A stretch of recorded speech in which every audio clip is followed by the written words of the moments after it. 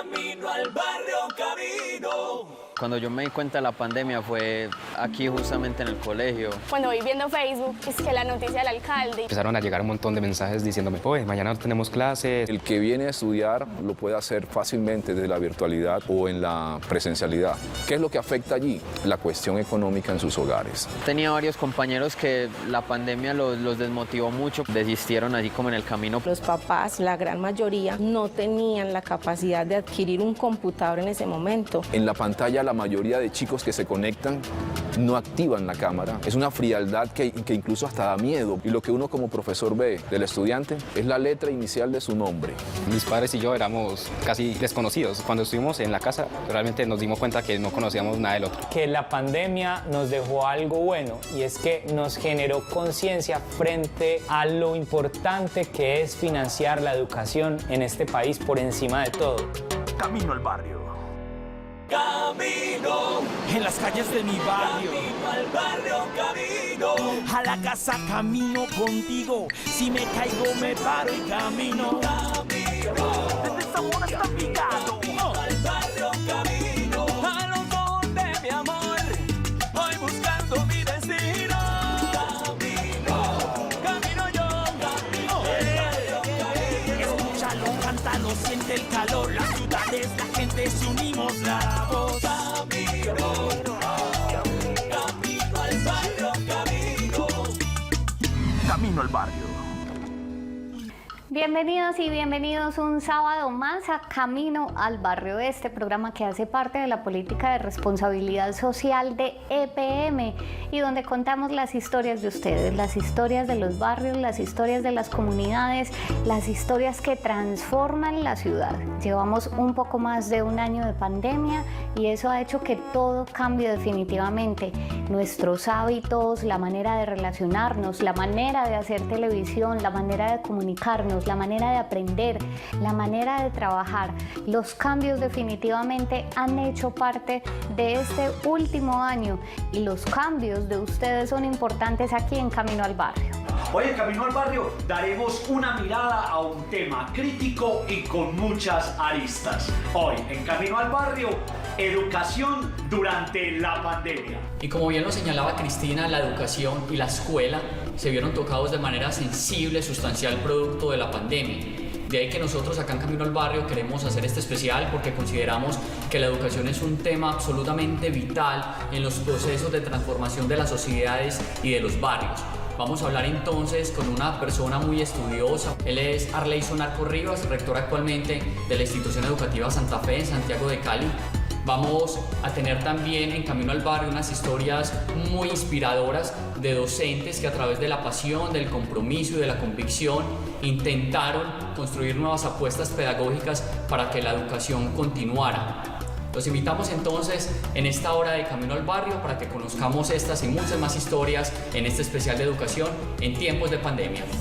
Cuando yo me di cuenta de la pandemia fue aquí justamente en el colegio. Yo estaba pues que en Caldas con mis amigas, cuando voy viendo Facebook, es que la noticia del alcalde.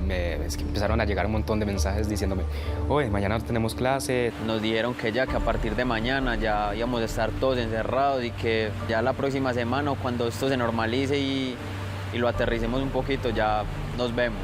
Y después de la otra semana se volvió en un mes y después de eso se fue alargando. Como que no lo terminé de aterrizar del todo, pero igual en ese tiempo había como muchos trabajos, muchas cosas que hacer, entonces como que le caía esa noticia bien a uno, pero no me imaginé que fuera a ser como tan fuerte.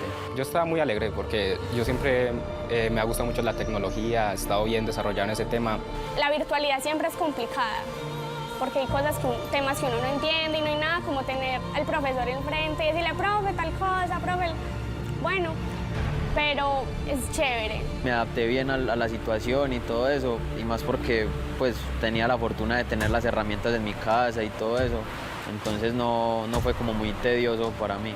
Conocí varios casos de estudiantes que no podían entrar porque no tenían los medios, no tenían computador, internet. Cuando se caía la red y uno era en clase, un examen, uno, profe, dígale a alguien, tocaba llamar a una amiga, no, dígale al profesor que se me cayó el internet o algo. Y conocí otros casos que no aprendían, no era lo mismo, como que no le entraba el mismo conocimiento que a otras personas. Supongo que es los tiempos que se pasan sentado o mirando a la pantalla, sí, suele ser irritable cuando son 12, 14 horas seguidas. De cierta forma me entró como una ansiedad muy fuerte porque al saber que ya no me iba a ver con mis amigos ni compartir tiempo, hacer lo que me gusta, el deporte que me gusta, ni nada de eso. Tenía varios compañeros que la pandemia los desmotivó mucho, pues el estar virtual, desistieron así como en el camino por agobio, por mucha ansiedad, como que no supieron soportar bien la situación.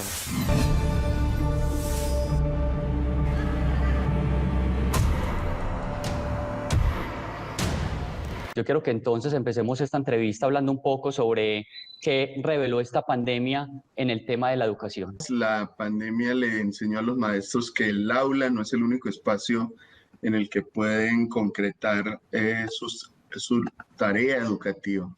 Es decir, que efectivamente hay otros escenarios como el de la virtualidad que pueden ser conquistados por la práctica educativa y que los instrumentos como las plataformas, los equipos, el conjunto de aplicaciones que están disponibles para desarrollar la labor docente habían estado allí a la espera de que aventureros se arriesgaran a colonizarlas y a conquistarlas. En el aspecto, digamos, Arley, son de los actores que son decisivos en la educación y que cobraron mayor relevancia en este tiempo de pandemia como los docentes. ¿Qué papel jugaron y están jugando en este momento? Para empezar, descubrimos que nuestros chicos no estaban tan conectados como pensábamos. Descubrimos que las profesoras no estaban tan al margen de las tecnologías como pensábamos. Descubrimos que la institución educativa se había hecho ya preguntas en torno a cómo vincular distintos escenarios a la labor educativa. Descubrimos también que había unas notorias ausencias, que efectivamente los niveles de desconexión de buena parte de nuestros chicos y chicas son altos, que la brecha tecnológica que desvincula a las familias de la posibilidad de continuar, al día en las acciones escolares, ahí está, y que efectivamente el Estado hizo en un año muy poco para cubrir esa brecha tan significativa. Pero ya que tocas el tema de inequidad, estamos hablando de unas estadísticas que extraje del ministerio que pueden ser inclusive más holgadas, donde se habla de cerca del 67% de los estudiantes de las instituciones públicas del país no tienen la posibilidad de conectarse por razones de conectividad o ausencia de equipos tecnológicos, y donde más del 80% de los estudiantes son de colegios públicos, ¿cierto? ¿Cómo lidiar con esas brechas tan holgadas que hay en este tema de inequidad? Hace poco estaba en una conversación con algunos rectores de colegios privados y directivos de colegios públicos, y uno de los datos que los rectores de colegios privados mencionaban es: nosotros por fortuna hemos podido estar en contacto con el 100% de nuestros estudiantes. Ningún rector de un colegio público puede decir eso, porque efectivamente no solamente las familias tienen limitaciones económicas para adquirir equipos, sino porque la conectividad no, así tengan un equipo, la conectividad no está asegurada.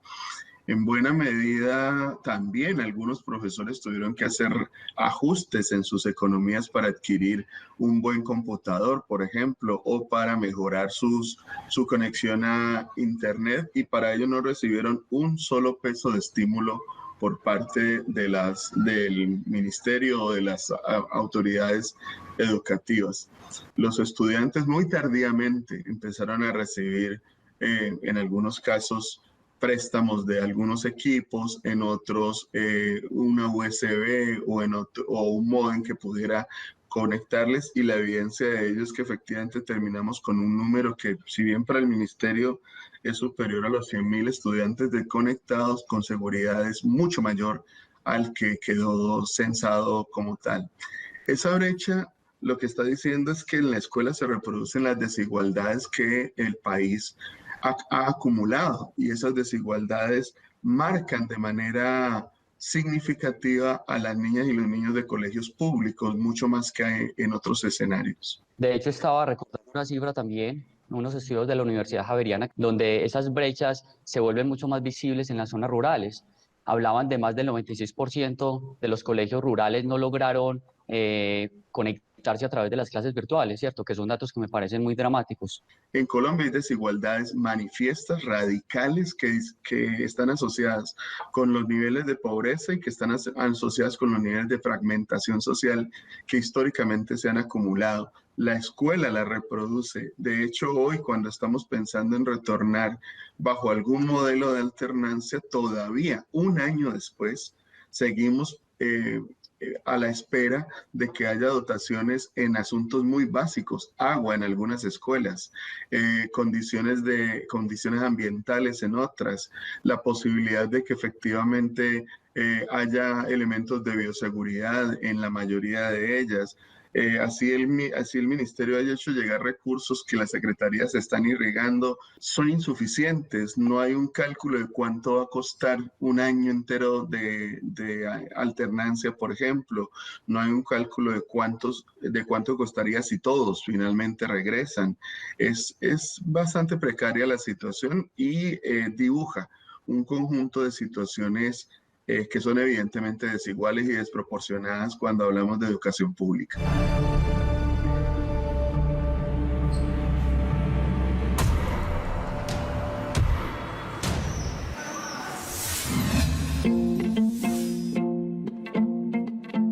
En el laboratorio de la URBE hacemos periodismo, pero también las clases consisten en hacer periodismo con los estudiantes. La URBE es un medio bellísimo que le ha brindado la oportunidad a los estudiantes de la Universidad de Antioquia de periodismo específicamente para conocer o para meterse un poquito más en el medio. La URBE es un trabajo colaborativo. El laboratorio es un escenario de aprendizaje en donde pues el error está permitido y donde lo que nos interesa todos los días es experimentar.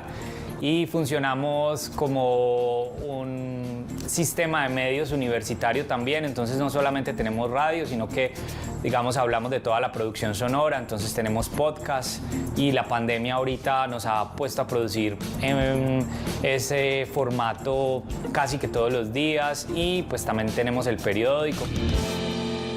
Hola Luisa, ¿cómo estás?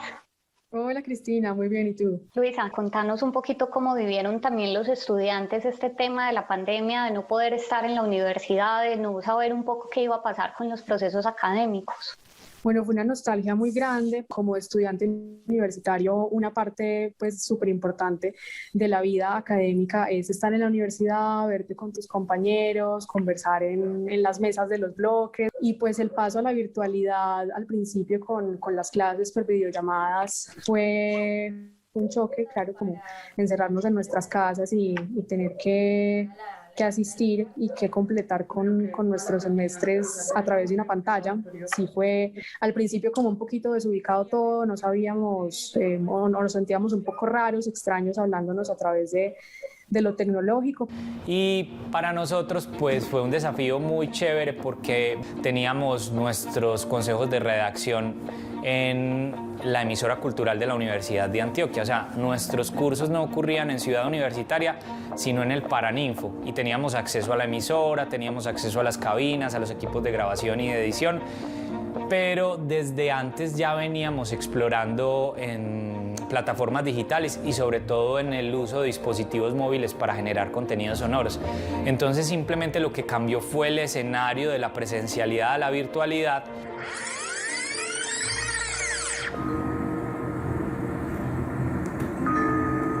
A María Inés Mejía, quien acabaste de escuchar, la conocimos la noche del 12 de marzo de 2020. La vimos primero en la pantalla grande como uno de los personajes de la película colombiana Tantas Almas, en su estreno del festival. Pero todos los aprendizajes que teníamos en capturas con dispositivos móviles como celulares o tabletas, pues tenían como unos protocolos de trabajo para que los contenidos resultantes quedaran en alta calidad. Digamos que muchos chicos sacaron iniciativas desde de escritura, de especiales escritos, también audiovisuales y en radio, en podcast, sobre tanto temas noticiosos, pues de actualidad de lo que venía pasando con el día a día en la pandemia, y otros temas un poco más pues diversos temas también de historias en el confinamiento. Y desde que comenzamos en esa necesidad de tener que trabajar en ese formato, hemos intensificado nuestra producción. O sea, como que estamos muy limitados en posibilidad de salir a reporterear porque la pandemia no nos lo permite. Pero al mismo tiempo los estudiantes cumplen con mucho más de lo que se les pide en ese ejercicio y han creado proyectos alternos que no necesariamente son valorados por una nota pues como en el devenir académico de cada curso. Entonces vos puedes encontrar a 9 canciones, podcast, a Corre la Cinta Podcast, que está aliado con el curso de taller y que en estos momentos estamos terminando de lanzar la temporada 3. Pues voy a hablar de mi caso particular, específicamente un proyecto que desde la URBE tenemos en compañía de Alejandro González, que es profesor de la Universidad de Antioquia, y otros compañeros, Daniela Nao, Sara Mesa, David Londoño. Digamos que le dimos más pulmón a un podcast que se llama Corre la Cinta. La vimos primero en la pantalla grande como uno de los personajes de la película colombiana Tantas Almas, en su estreno del Festival Internacional de Cine de Cartagena de Indias. Después la vimos subir al escenario del Teatro Adolfo Mejía, una vez terminó la proyección. Desde ahí le contó a la audiencia que no era actriz profesional y que su historia personal fundamentaba parte del argumento de la película. ¿Qué tiene la radio? ¿Qué tiene el podcast? Que los atrapó, que les pareció una buena herramienta y que se ha potenciado tanto en un momento como este, con este tiempo de pandemia. Bueno, una de las cosas que a mí me gustan más de la radio o el podcast, en general, es esa posibilidad que existe de estar escuchando un audio mientras haces cualquier otra cosa. Es como esa versatilidad que te permite el audio. Eso es muy bello. Y también la composición, que se pueden contar múltiples historias, desde una crónica hasta una entrevista, hasta simplemente un monólogo, leer poesía. Hay muchísimas formas o muchos contenidos en los que las personas hacen podcast y que sirven para diversos públicos. Nosotros estamos en delaurbe.uda.edu.co. Ahí se van a encontrar como todos los contenidos o todo el corazón de lo que es el laboratorio de la URBE. Sin embargo, pues particularmente hablando de los contenidos sonoros, nosotros estamos en todas las plataformas digitales para podcast. Vos te metes a Spotify y le das de la URBE y aparecen todas las series y todos los contenidos que hemos generado en pandemia. Lo que hemos fortalecido mucho más, porque ya lo veníamos haciendo, es una relación de colegaje. Sí, sabemos que estamos en la universidad, sí, sabemos que hay roles puntuales, profesores, estudiantes, monitores, pero pues el oficio periodístico está por encima y el aprendizaje del mismo está por encima. Y creo que ahí radica un poco lo que yo podría denominar como un éxito en esta etapa del laboratorio de la URBE y de las clases que están asociadas al laboratorio.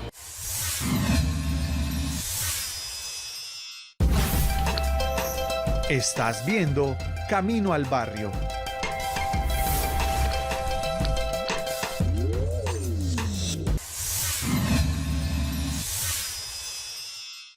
Y si algo ha evidenciado la pandemia es que habitamos un país de profundas inequidades, unas desigualdades que no solo salieron a la luz, sino que lamentablemente se han venido agudizando con el paso de los días. Llegó entonces la pandemia, con él el encierro, y si bien en este momento la virtualidad sigue siendo muy incipiente en temas de metodologías, de herramientas, es la única posibilidad que encontramos los docentes para estar en contacto con los estudiantes y los estudiantes para seguir en contacto con la escuela. Cerca del 66% de los estudiantes de las escuelas y colegios públicos del país no tuvieron la posibilidad de conectarse a las clases virtuales. En este momento siguen sin poderse conectar y esto se vuelve mucho más dramático en las zonas más vulnerables. Estamos hablando del campo, donde el 96% de las escuelas no tuvieron la posibilidad de este modelo de virtualidad. Estamos entonces hablando de un tema que se agudiza en la educación Estamos en Camino al Barrio, en este especial de educación en tiempos de pandemia. Aún quedan más historias, esperamos entonces que nos sigan acompañando. En medio de toda esta adversidad y de todos estos cambios, algunos definitivamente vieron sus caminos truncados, pero otros encontraron precisamente en la virtualidad unas herramientas y una alternativa para poder no solamente seguir aprendiendo, sino seguir compartiendo el aprendizaje con aquellos para quienes puede ser un poco más difícil. El tema, además de la salud mental, el asunto emocional, estar encerrados, las universidades, las instituciones han buscado también las maneras de acompañar no solamente a los estudiantes, sino también a los docentes en todo lo que ha traído este cambio, para que podamos seguir pensando que la apuesta debe ser la educación en momentos como este y en cualquier momento. Continuemos en Camino al Barrio y continuemos en este especial de educación en la pandemia. Los docentes comenzábamos a rumorar de lo que posiblemente se venía, y cuando ya dicen no, cerrar los colegios y dar las clases desde la casa. Me volví toda en una. Mamá, profesora, un montón de cosas. Para muchos papás fue muy complejo. En mi caso, pues digamos que Sara tuvo ese apoyo y esa facilidad, pero realmente sé que los papás, la gran mayoría, no tenían la capacidad de adquirir un computador en ese momento, o de pronto acceder a un celular que tuviera pues como todas estas herramientas para ellos llevar a cabo las tareas. Docentes que no tenían la capacitación, subir, descargar archivos, montar un video, habilitar un micrófono. Situaciones como esa fueron el pan de cada día de muchos docentes. Y es de que muchos estudiantes, desafortunadamente, no solamente porque no contaban con los recursos tecnológicos en sus hogares, hablo de Wi-Fi, hablo de computadores o smartphone, sino que los que lo tenían se vieron obligados por cuestiones laborales de sus padres o económicas, a tener que cortar esa parte del servicio de internet. Entonces la angustia, decir no va a poder continuar el año, qué va a pasar conmigo, voy a perder, no soy capaz, me da dificultad, no entiendo pues la virtualidad. Hubo papás y mamás que incluso no sabían cómo desarrollar las tareas con los hijos, cómo conectarse a la virtualidad. El asunto es el chico que está aprendiendo allí. Si es complicado que el estudiante se concentre o entienda en el salón de clases, imagínense a través de la lectura, cuando sabemos que esto es puro, más que todo visual. Apoyo familiar, yo creo que eso es muchas veces lo que hace falta, porque cuando uno está trabajando, estudiando, uno descuida muchas veces ese acompañamiento y estar como más atento, preguntar, bueno, ¿cuáles son las dificultades que mi hijo puede estar teniendo en la institución? ¿Qué es lo que le pasa? ¿Realmente es porque no entiende o realmente es porque le falta algún recurso? Mis padres y yo éramos casi desconocidos, o sea, porque pasábamos en el colegio, ellos en el trabajo, y muy poco tiempo nos veíamos. Y cuando estuvimos en la casa, realmente nos dimos cuenta que no conocíamos nada del otro. Más empatía, porque muchos de los que quizás tuvimos la facilidad de hacerlo, pues para nosotros fue más fácil, pero para quienes no, sé que fue algo demasiado difícil, porque lo escuché, lo vi en varios compañeros de Sara y de la gente de la institución que tuvieron muchísimas dificultades.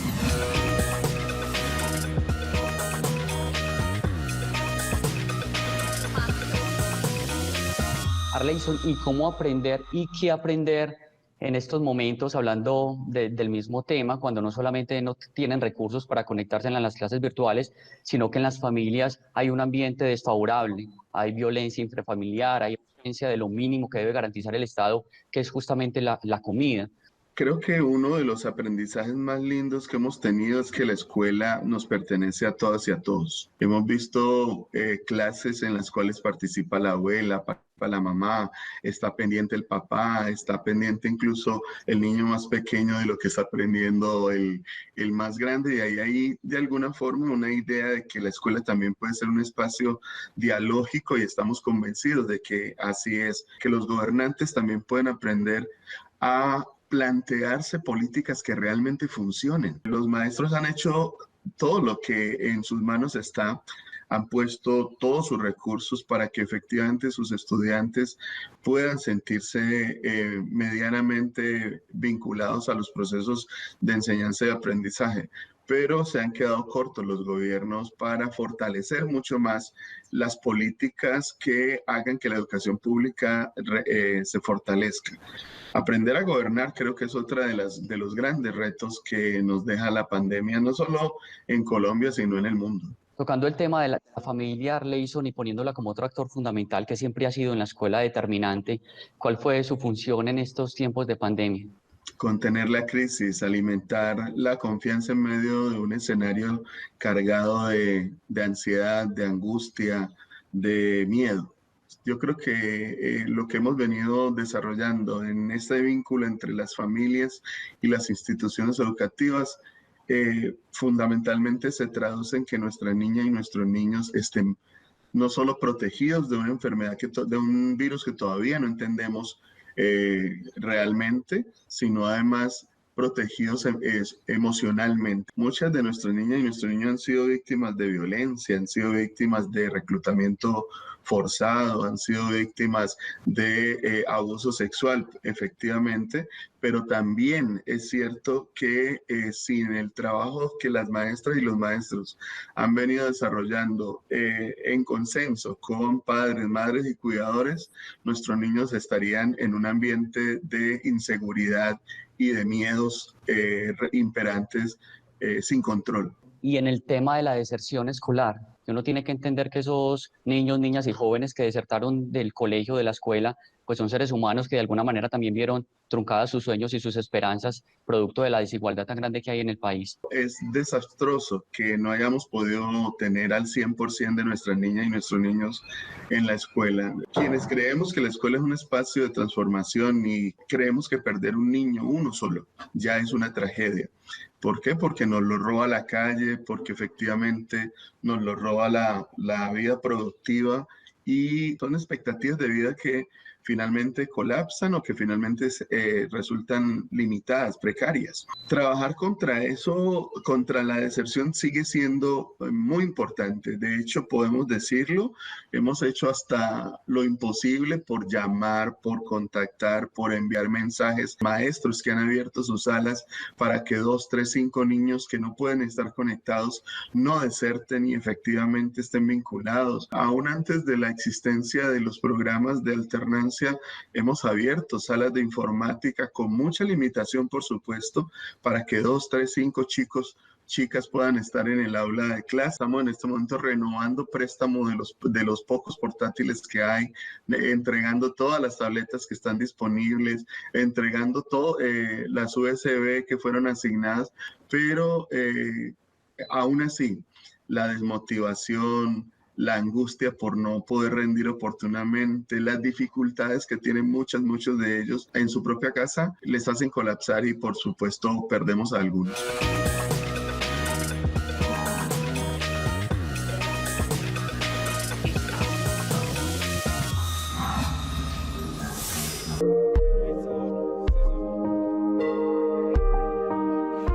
Bueno, yo soy docente, yo en este momento trabajo en el municipio de Bello, trabajo en la institución educativa Gilberto Echeverry Mejía. Soy profe de primaria, trabajo en primaria, este año tengo la fortuna de tener un grado primero.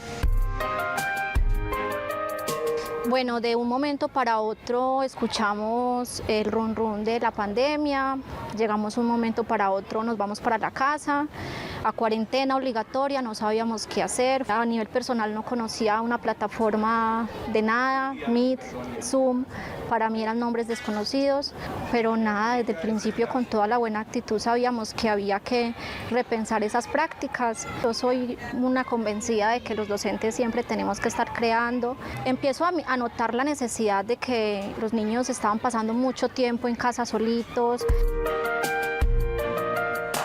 Entonces me imagino un espacio de esparcimiento con ellos donde por medio de la literatura se pueda lograr que ellos estén un ratito conectados y les propongo unas pijamadas literarias. Estas pijamadas empiezan entonces con los chicos de los grados cuartos y quintos. Hola, muy buenas tardes para todos. Sean bienvenidos a este encuentro literario en el que les damos la bienvenida no solo al Colegio Gilberto Echeverry Mejía, José María Bernal. Y empiezo a ver que llegan y teníamos grupos grandotes y pudimos ir invitando a otros compañeros de otros grupos, de otros colegios, incluso de otras ciudades.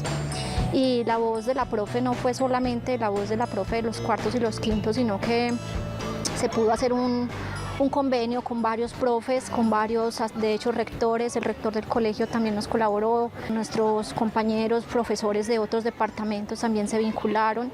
Hicimos una convocatoria grande y llegaron personas de otros países que nos colaboraron, de México, de Perú, de Argentina, de Guatemala, y los niños empezaron a disfrutar demasiado de este espacio. ¡Qué alegría de tener a mis profes hoy aquí! Seguro que en este Safari los vamos a divertir. Y fue lindo ver que no solamente llegaban los niños, sino que también llegaban con sus familias, con sus hermanitos pequeños, con sus mamás muchas veces, con sus papás. Entonces era un disfrute familiar este tipo de eventos. Yo pensé que iba a causar sensación en mis niños, pero lo que no vislumbré fue que fuera a causar de pronto esa empatía con esos otros niños de otras ciudades y de otros países, incluso a veces llegaron a vernos también.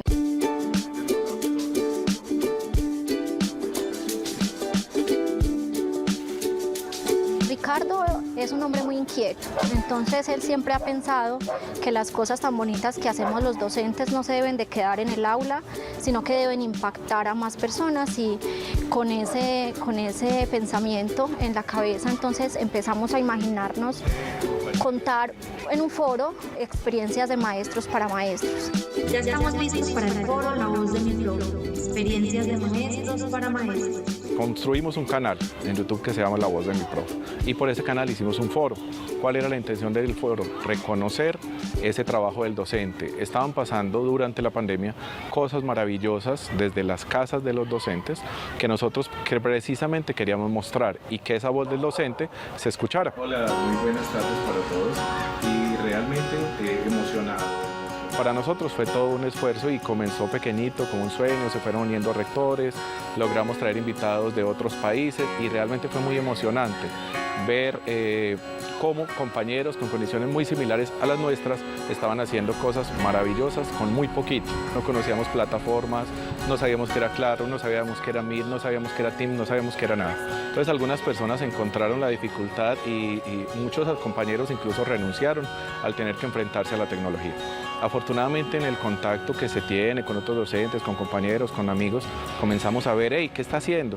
Hay una experiencia muy emocionante de Alex Robledo, un compañero rural, tiene un canal de YouTube, hace videos por internet, les lleva un telescopio y los muchachos no tienen recursos, no tienen internet, no tienen nada. Entonces dijimos, qué bueno mostrar eso. Preguntamos, hey, ¿qué estás haciendo? No, yo estoy haciendo unas pijamadas. Hey, ¿qué estás haciendo? Con un disfraz.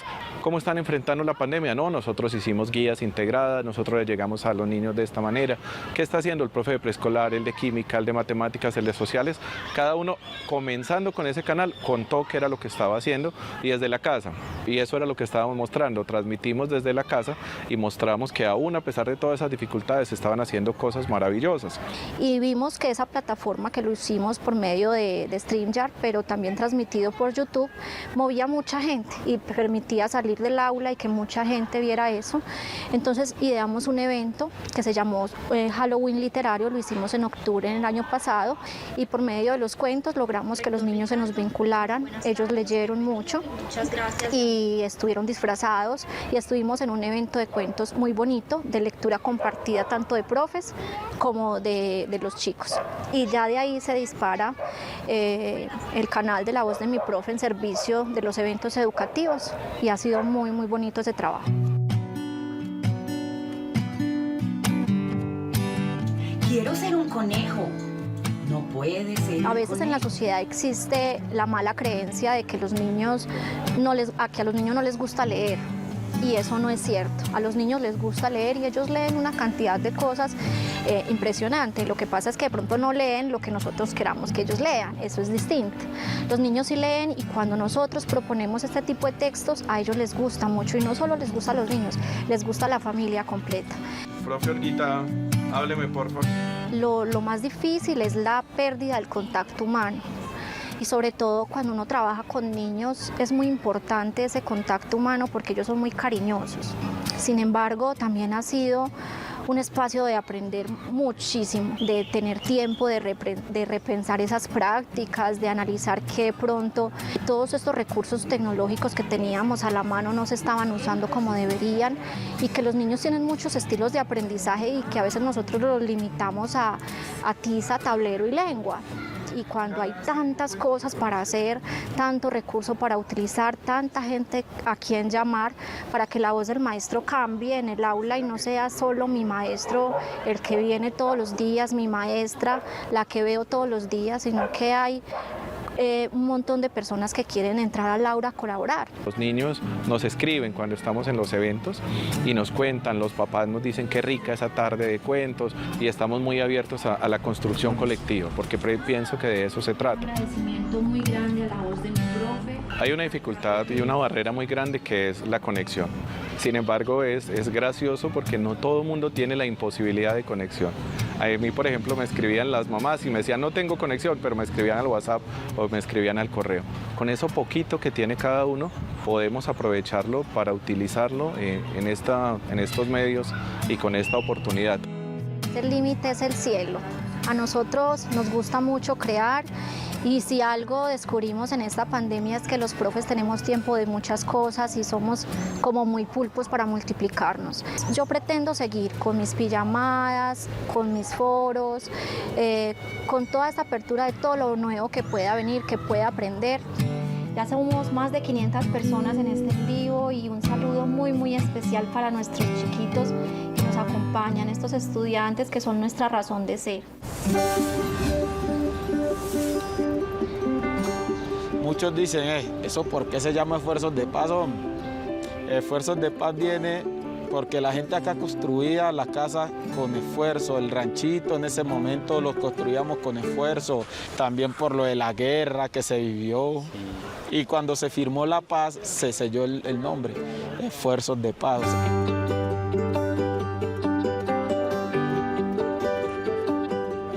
Hay un tema vital, Darwin, cuando hablamos de transformación de las comunidades y ese tema, sin duda alguna, es la educación. ¿Cómo tocó la pandemia en ese tema educativo aquí en Esfuerzos de Paz? Hubo mucha deserción. ¿Por qué? Porque es que Esfuerzos de Paz es un sector que no tiene internet. Muy complicado en ese sentido. No hay como que un espacio que le podamos brindar a los niños, unos computadores para que ellos puedan acceder a través al estudio, a través de ese espacio que tengamos. Pero sobre todo hubo mucha deserción. Los niños, las madres ya no querían mandar a sus niños ni reclamar los talleres, pero las condiciones de no tener internet nos hace muy vulnerables.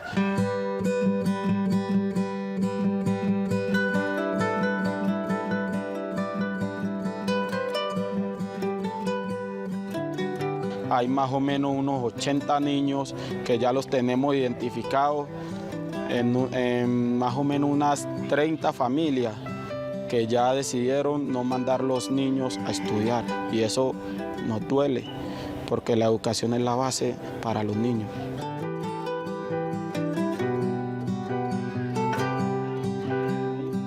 Acá en este barrio pusieron un internet, eso es como algo privado, que mensualmente cobran 6.000 pesos por cada dispositivo, pero eso es lo más malo que hay, porque no sirve para nada.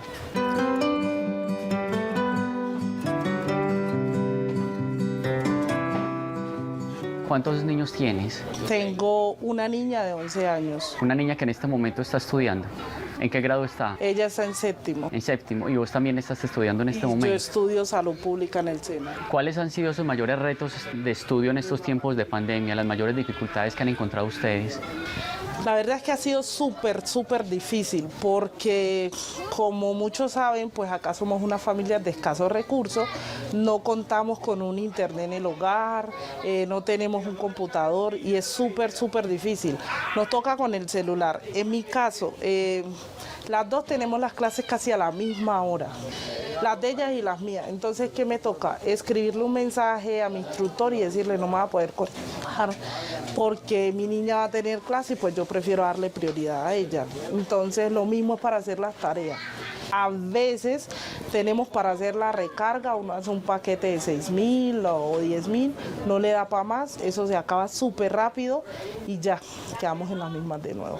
Y me imagino que esa angustia tuya, Yurley, que sentís también la siente tu niña. Sí, ella me dice, ay mamá, me da miedo que yo vaya a perder el año, que le digo yo no mami, póngase juiciosa, hagamos los talleres, entreguemos las cosas y hablamos con los profesores porque ellos conocen nuestra situación y ellos nos entienden, pues.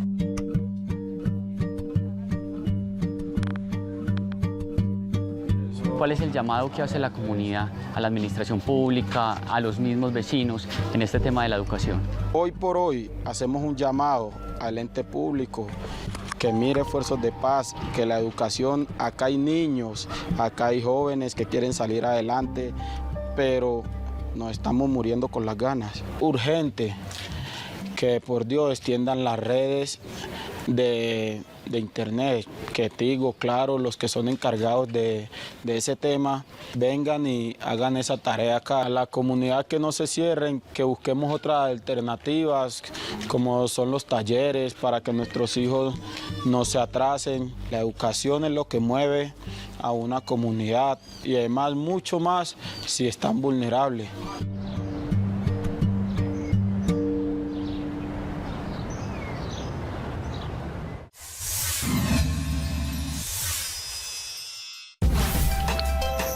Estás viendo Camino al Barrio.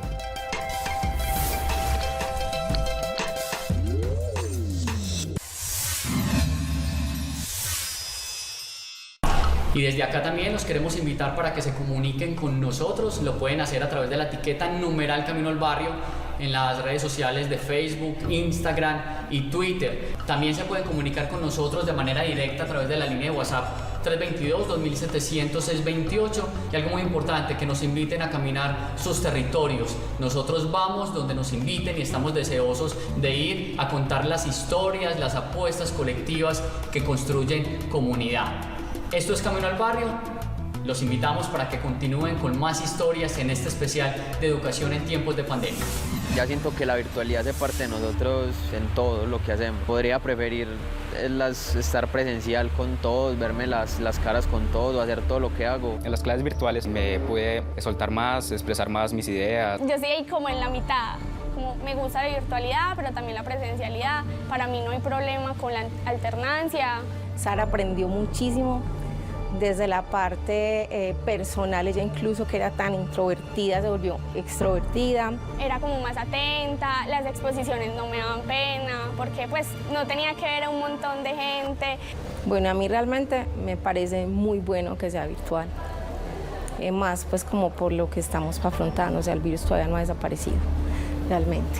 Pero también me parece bueno que se esté haciendo la alternancia, que ellos estén viniendo al colegio, porque también tenemos que hacer nuestra vida normal. Entonces ellos tienen que aprender a tener autocuidado y entender que la vida continúa.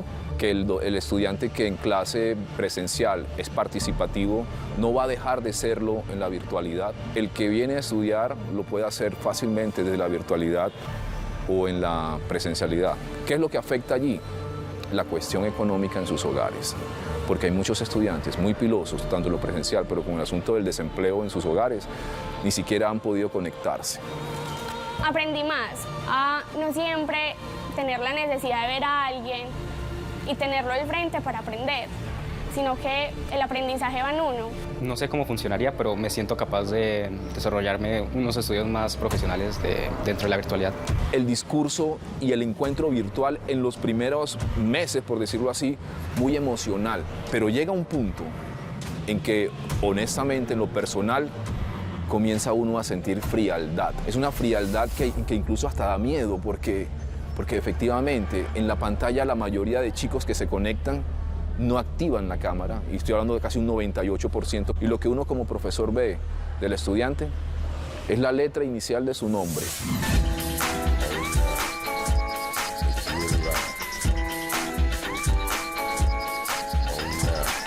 ¿Qué lectura vos hacés de los estudiantes? ¿Cómo asimilaron estos tiempos de pandemia en el tema de la educación? Sus mayores angustias, temores, pero también las fortalezas que esta nueva modalidad de educación les pudo haber brindado. Quienes trabajamos en educación pública tuvimos la oportunidad de retar aquellas ideas según las cuales los chicos y las chicas son por naturaleza nativos digitales. De entrada tuvieron que también entender qué representaban estas tecnologías en su vida y nos enseñaron a los maestros y a las maestras muchas veces cómo utilizar de mejor manera estas tecnologías para que realmente fuesen significativas. Hay un conjunto de experiencias maravillosas que se han podido gestar en este periodo y en buena medida han sido posibles porque familias, estudiantes y profesores encontraron otras formas de dialogar utilizando las plataformas. Nuestra chica y nuestros chicos generaron también una cantidad de estrategias de presentación de sus actividades. Para algunos decir Classroom era decir una cosa extraña durante muchísimo tiempo. Hablar de un Meet o de Zoom todavía no estaba incorporado incluso en su inventario de herramientas y hoy son asuntos cotidianos que están utilizando de manera muy creativa, por ejemplo, para hacer grupos interactivos entre ellas e entre ellos sin la mediación del profesor, para trabajar el desarrollo de sus clases en pequeñas salas que ellas y ellos mismos crean porque requieren encontrarse y no es posible que lo hagan de manera física, que el video, a que el audio, los podcasts, etcétera, estén cada vez más disponibles en la práctica educativa. Los han puesto nuestra chica y nuestros chicos. ¿Crees que este momento particular de la vida, que yo creo que ojalá marque un punto de inflexión, que podemos volver a replantear y a generar unas condiciones mucho más dignas y humanas alrededor de lo que significa la escuela como símbolo? Una de las pocas, si no la única, que no ha renunciado a la esperanza, al optimismo, a la posibilidad de transformación, es la escuela. De hecho, nos levantamos todos los días precisamente pensando en cuándo vamos a volver a nuestro espacio natural, ¿cierto? Que es el aula, porque si bien este medio nos ha permitido formas de contacto y formas de vinculación en medio de una situación tan inquietante y tan tenebrosa como la que pudo haber sido, no creo que tengamos que renunciar al espíritu de la escuela por estar frente a una pantalla, pero una pantalla nos limita. Creemos que es el contacto físico, el encuentro, lo que nos hace mucho más planificantes y ojalá llegue ese momento en el cual la escuela por fin vuelva a abrir sus puertas de una vez y para siempre.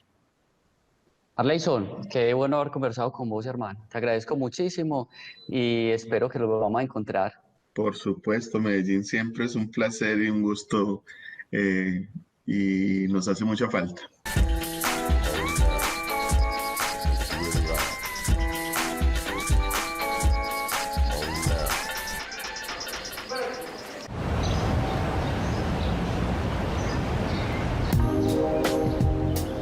Vamos a armar a Sammy y vamos a armar un robot que se pueda mover, nada más.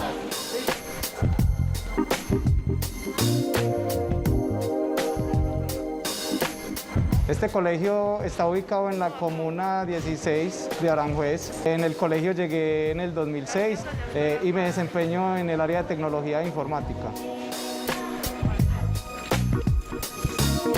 El proyecto nace debido a la necesidad del bajo rendimiento académico de las niñas en las pruebas saber. A partir de ahí nos damos cuenta que la niña está estadísticamente por debajo en resultados con respecto a los hombres y entonces decidimos implementar el enfoque STEAM apoyado en la robótica educativa para subsanar problemas que tienen o dificultades que tienen las niñas en el desarrollo de competencias matemáticas, ciencias naturales, tecnología y apoyado con la ingeniería. Nos apoya la Fundación Global. En el momento en que nos apoya la Fundación Global y nos da el patrocinio de los kits de robótica educativa, implementamos el proyecto. El kit de robótica está conformado por fichas didácticas, son tipo Lego, tipo Armatodo, en donde la niña tiene posibilidades de desarrollar piñones, engranajes, ejes, estructuras, y entonces ve la necesidad de diseñar. Lo interesante del kit es que está diseñado para que las niñas aprendan jugando. Lo otro es que el kit tiene partes como el motor, y el procesador, en donde la niña puede programar para que el robot tome decisiones de manera autónoma, entre comillas, autónoma. Ya al principio pues no le veía gracia a eso porque no me parecía que era como una pérdida de tiempo. Ya poco a poco me di cuenta de lo que uno tenía que hacer y me comenzó gustando. Cuando fuimos a la primera competencia, ahí vi que era lo que me gustaba, porque yo era la que manejaba el robot y era pues una experiencia única. Sí, gracias a robótica y todo eso me ha llamado la atención estudiar ingeniería mecatrónica. Pues es que yo estaba como en más o menos séptimo y empezó Ricardo con que iban a hacer un grupo de robótica y empezaron las de octavo en ese año, que en ese momento están en décimo. Y yo solamente esperaba pasar a octavo para poder meterme a robótica. Nuestro trabajo se basa en programación y kits. Antes de competencias, por ejemplo, empezamos a hacer una estrategia de cómo sería el robot y cómo se puede ejecutar para el reto que nos pone la competencia. Tenemos varias herramientas para construir el robot, como pueden ser pines y todo eso, que nos ayuda mucho al proceso del robot. Acá se hizo un estudio estadístico en donde se muestra que las niñas desarrollaron competencias mecánicas y matemáticas por encima de las niñas que no están en el grupo de robótica. El año pasado, antes de pandemia, más o menos a esta altura, ya estábamos haciendo partícipes a la comunidad educativa lorenzana de que ya estábamos clasificados para el Mundial de Robótica en Estados Unidos. La competencia era con Ecuador, Puerto Rico, Chile y entre otros. Se trataba de cumplir unos retos, entonces el que cumplía los retos se sumaba puntos. Este es el único colegio femenino que estuvo por encima de colegios masculinos, entonces es un logro muy alto. Tuvimos mucha emoción, mucha alegría, porque nosotros nos esforzamos demasiado por eso, por lograrlo. Todos los días nos matábamos haciendo el robot. Todas quedamos muy felices, pero lastimosamente pues pasó lo de la pandemia, entonces se canceló el viaje. Estuvimos como decepcionadas, como que lo hicimos, pero no se pudo. Y pues fue algo que nos bajoneó, pero no nos quitó las ganas de seguir ahí luchándola y seguir practicando.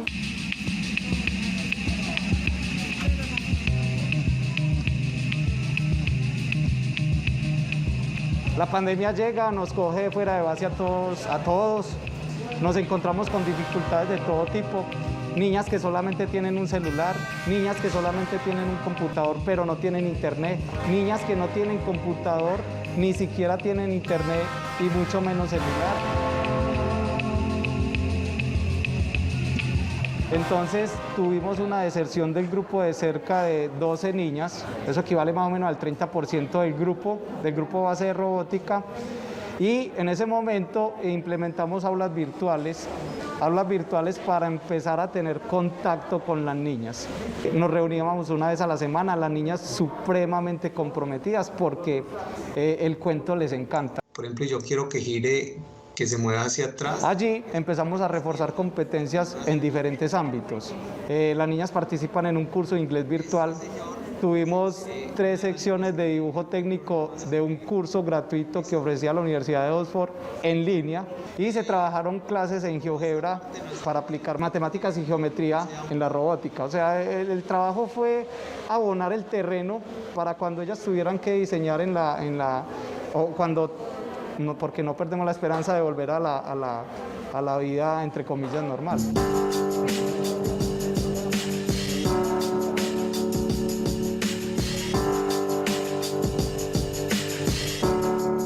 Respecto a la pandemia, ha dejado cosas buenas. Ha demostrado que las personas, de acuerdo a las necesidades, plantean nuevas opciones.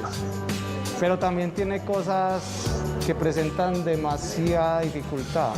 El no poder interactuar físicamente con el otro, el hecho de compartir momentos con tus compañeritos o compañeritas de clase.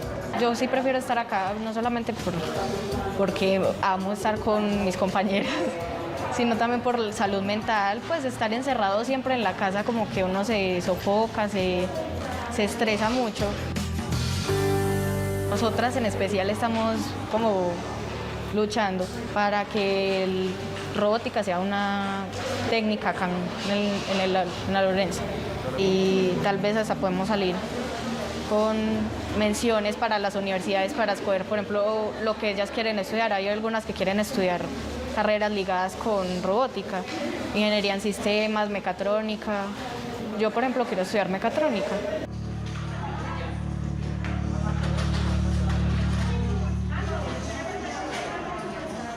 Hablemos que en lugar de la escuela se tomó la casa. La escuela llegó hasta la intimidad de la casa de los estudiantes y de la casa de los docentes. En todo este proceso se involucraron los padres y los familiares. Hay que reconocer definitivamente el papel que jugaron los profesores, que jugaron los docentes, que se comprometieron y que nos comprometimos para que la educación no parara.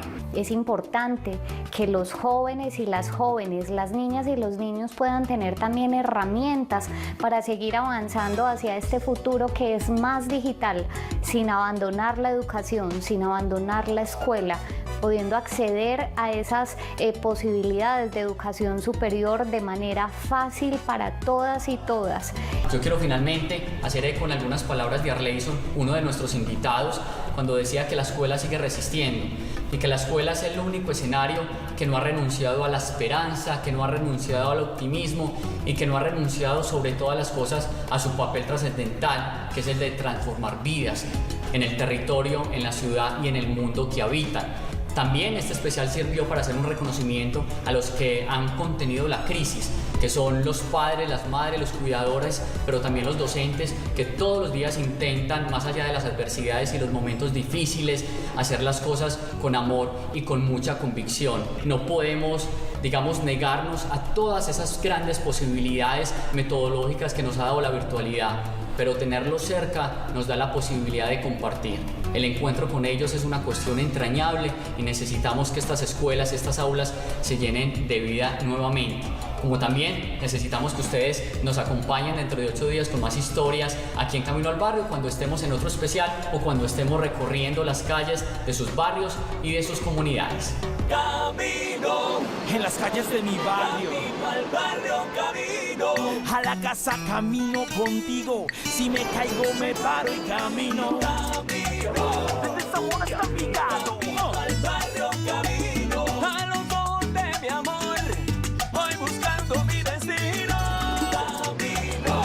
Camino yo, camino, escúchalo, cántalo, siente el calor, las ciudades, la gente, se unimos la voz. Camino al barrio, camino al barrio.